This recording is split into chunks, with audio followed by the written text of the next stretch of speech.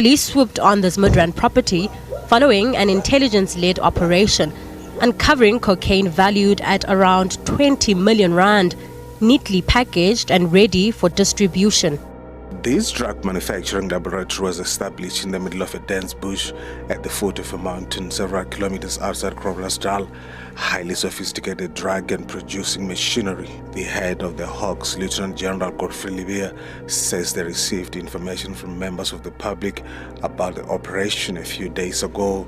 An extensive investigation by members of the Hawks resulted in the bust on Friday afternoon. On Tuesday evening, October 28th, a crime intelligence-driven operation in Blue Hills, Midrand, uncovered approximately 80 kilograms of cocaine, with an estimated street value of around 20 million rand. A 56-year-old man, believed to be the owner of the small holding where the drugs were stored, was arrested.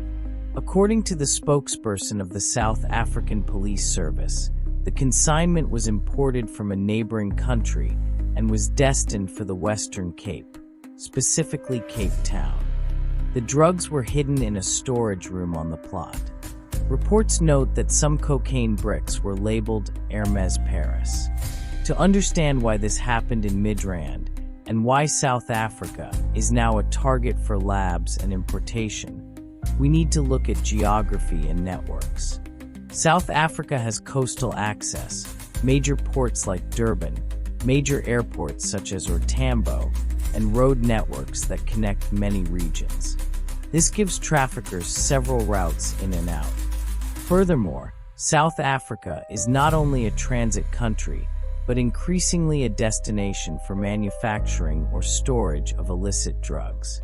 For example, earlier in July 2024, police uncovered an industrial-scale meth lab in Limpopo province, which involved $100 million worth of chemicals and raw materials. Shaken by news of a multi-billion-rand drug operation in the area, police swooped on this palatial home. Behind these walls, a sophisticated drug laboratory. During an intelligence-driven operation, crime intelligence and tactical response team successfully uncovered the biggest drug lab we have ever uncovered in this country. And let me repeat, the biggest drug lab to ever be exposed in the drug operations, not only in KwaZulu-Natal, but in the whole of South Africa. 50-kilogram bags of the highly addictive drug were found, together with industrial manufacturing machines, scales, and a plethora of chemicals. We are still counting these 50 kg bags, but at the last count, we had counted more than 200 bags. The total estimated value is worth more than 3 billion rand.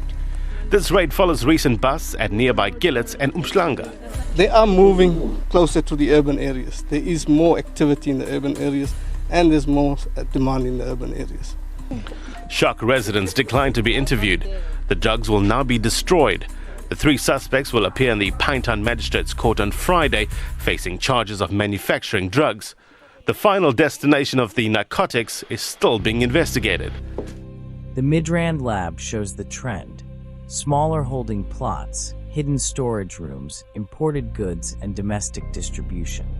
The case described the suspects' plot being used purely as store and forward for cocaine destined for another province. Importation methods often involve neighboring states, shipping containers, concealed in legitimate freight, or even hidden inside vehicles.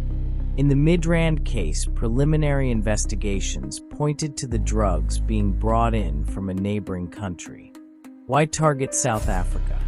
Wealth disparity, uneven policing in some rural or semi-rural plots, and logistical routes make it attractive.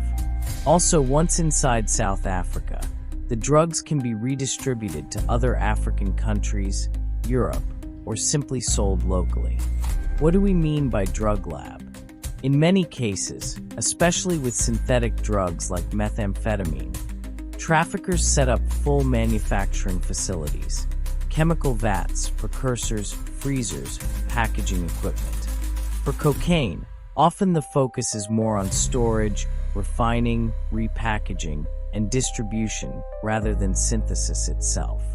The Midrand operation appears to have been a storage and distribution node rather than full manufacture. Other labs, such as the Limpopo case, show full manufacturing. Let's break down the route from import to export. On the import side, traffickers use the country's borders, airports, seaports, land crossings. Ports like Durban have had large container seizures with cocaine hidden in legitimate consignments. At airports, passengers or couriers may carry smaller loads. Land cross-border imports may involve hidden compartments, false manifests, or bribed officials. Once inside the country, the product may be stored for short or long durations in places like the Midrand plot.